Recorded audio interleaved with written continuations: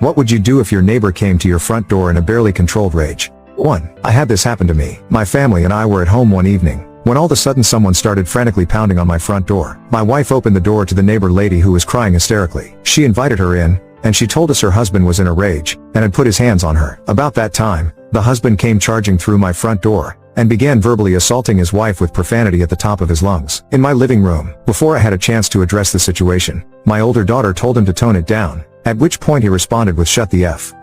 #K up. #CH. The words barely left his lips before those lips were introduced to my fist. Turns out he had no interest in fighting another man. Once he found his feet, he was out my front door faster than he barged in. I'm sure most of the folks reading this will be disgusted with my actions. I don't care. What does matter to me is the opinion of that man's wife. Years later,